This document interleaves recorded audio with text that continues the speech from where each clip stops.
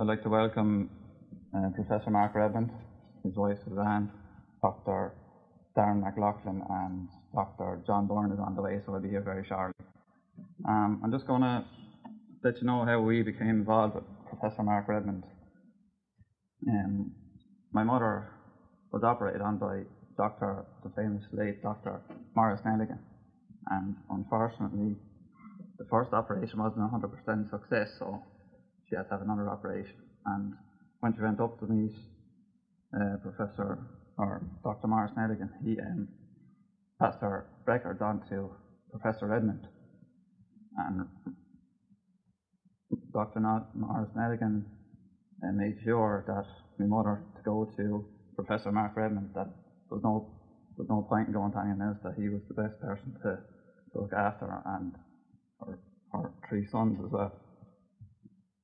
So we're glad that he did, because we're here to tell the tale. So, because for my mother's siblings weren't so lucky that they passed away with complications due to Marfans, either before or after surgery. So that's that's why we do this research, to generate funds for research to try and help people that have Marfans. We do an awful lot of fundraising every year. We started in 2004, and we really appreciate the help that everyone gives us. Like, we do bucket collections, and we have people doing the mini marathon, we organise a pony and trap drive, table quiz. We do a vast variety of items, but we have two main fundraisers, and they are the pony and trap and the Christmas backpack in the Hyper Centre in Waterford. And the pony and trap drive is organised by Billy Meany. He picks a route every year. He organised the pony and trap drivers.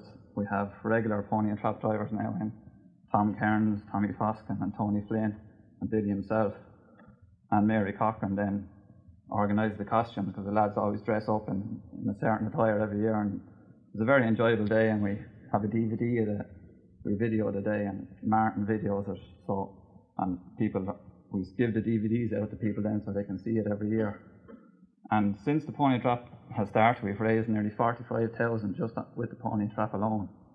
So as you can see, that's a great method of fundraising. And again, like I said, it can't be done without all the help of people helping out with the collections on the day and organising as well. And the backpack at Christmas, we normally do the full week before Christmas, so it could be 7 or 8 tills inside in the shopping centre going, and we have to try and get people to go there from 10 in the morning to maybe 5 or 6 in the evening.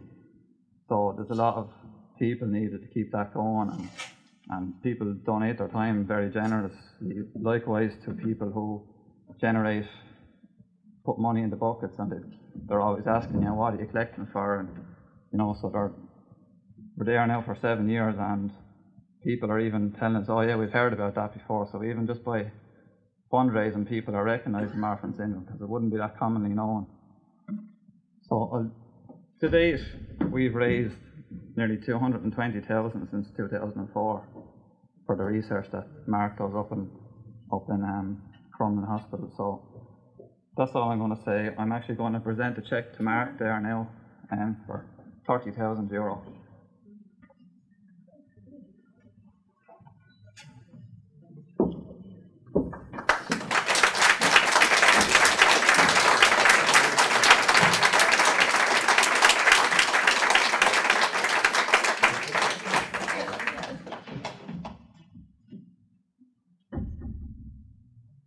So I'll pass you over to Darren there now. He's going to give you the first talk.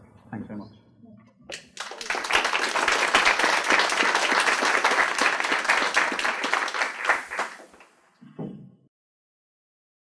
So this is a picture of John Byrne and I, and this is us got us working in the lab, and we're going through working on genetic analysis of our different things, and doing all the biochemical stuff that we do. So just to go back, John's going to talk a little bit about Marfans syndrome and how it manifests and what problems people face. But the main problem we focus on is the aorta, which is a tube that comes out of the heart, and it goes transports the blood through the body. But this, in certain people, this part of the heart that comes out of the heart, the aorta, this is a tube, but this can turn into a balloon. The diameter of it gets bigger and bigger and bigger, like a balloon being blown up. And the problem with this enlargement is that it's prone to become very damaged and then rupture. So a dissection can be a fatal event, or a rupture is a fatal event. So this is why we look after this, and people have to be monitored so that they may need treatment for this at a certain stage. So if you see a picture here of the heart, you see the picture of the heart, and this is normally a smooth tube, and this balloons out and we call that ballooning an aneurysm. And that distance, this arrow here is like, if we take a cross section through that, we can see the diameter here where my arrow is pointing. That's the diameter. That's the distance from the furthest distance from one wall to another. And that's what we measure. And when that becomes to a certain point, then we need to intervene. What causes this? We feel that it's related to too much of a certain protein. We call this protein MMP. And this protein, when it's in too much, it's bad for the aorta, and it can damage the aorta. At present, and over many years, beta blockers are a blood pressure tablet, and that's what's being used. Up until the point where the aneurysms get to a certain size, and this ballooning of this tube has to be replaced by an artificial tube. And that's done with an operation. And that's a very large operation, and it has risks all by itself.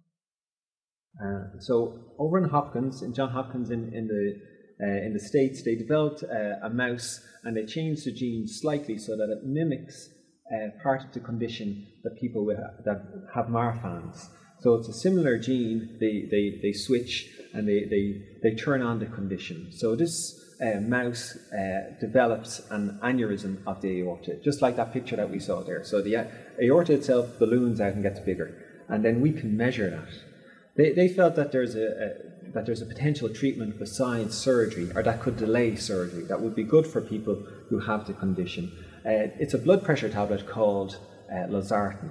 Okay, so everybody getting the blood pressure, if it's too high, losartan is another good drug for it. But they felt that it's also good for reducing this bad protein, this MMP. But where we felt, as they were developing that, we looked at the situation and we saw that this MMP, this bad protein, was very high, but that a cholesterol tablet could help. So pravastatin is a cholesterol tablet. It's used for people who have too much cholesterol. Some people have high cholesterol anyway, and some people eat too many burgers, or even too many eggs, some people say. So when you eat an egg, the body digests this in a very complicated fashion, as you can see here. The cholesterol tablet intervenes there, and that helps the body digest the cholesterol, so your cholesterol becomes lower. But it also has a certain bit of magic to it. It's used for people who have heart problems and heart disease. So a lot of people will be on a cholesterol lowering tablet if they have heart disease. And it has this magic stuff that it does, and we're still investigating how that works, and part of our work involves that. So by reducing this bad protein, we feel that it could reduce this bad protein.